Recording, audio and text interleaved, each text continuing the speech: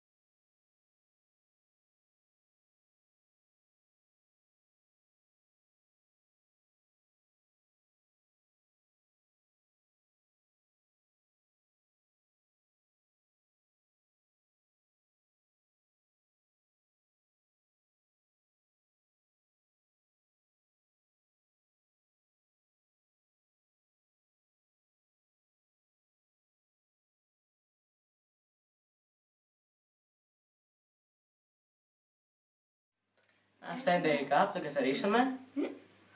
Και τώρα τα βάζουμε μέσα στο τοψί. Οπότε έχουμε βάλει βασικά τις πατάτες. Τώρα από πάνω να βάλουμε τα... Θα βάλουμε τα κολοκύθια. Ναι, και τις μελιτζάνες. Ναι. Θα βάλουμε τα κρεμμύδια, το μαϊντανό, τις πιπεριές και πατέρες πάνω τις ντομάτες. Αυτά, μετά αλάτι, πιπέρι και μαϊντανό. Ναι, αυτά. Είστε κι εσείς. Ναι. Έχουμε προφερμάνει το φούρνο μας στο 180 στον αέρα. Να, το ρίξουμε το μαντινό, εντάξει. Και τώρα στρώνουμε τις ντομάτες. Ναι. Να το δείτε και λίγο πρώτα.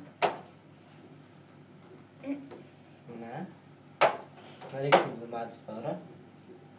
Τις ρίχνουμε με όμορφα, όχι όπως πριν.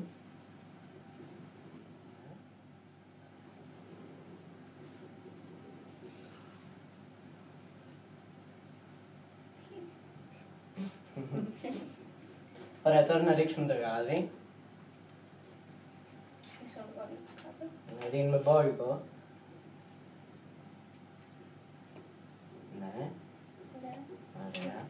Μετά να ρίξουμε το αλάτι. Τώρα δεν ξέρω πώς χρειάζεται. Με μπόρικο πάλι ρίχνουμε. Εντάξει, νομίζω μια χαρά είναι. Καλά. Ωραία. Τώρα να ρίξουμε το πιπέρι.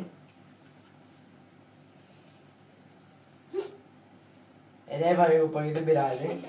Θα πάει τέλος πάντων, ελπίζουμε να πάει παντού. Θα πάει πέρα δόθε. Ωραία. Τώρα ρίχνουμε και η ρίγανα από πάνω.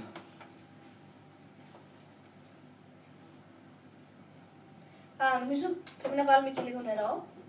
Ναι, και λίγο νερό. Ωραία, να φύγει λίγο και το πιπέρι, να πάει παντού. Ωραία, θα ρίξουμε εμείς το νερό και το βάλουμε στο φούρνο. Το τοποθετήσαμε στο φούρνο για 1 ώρα στους 180 βαθμούς και περιμένουμε να μαλακώσει τα λαχανικά.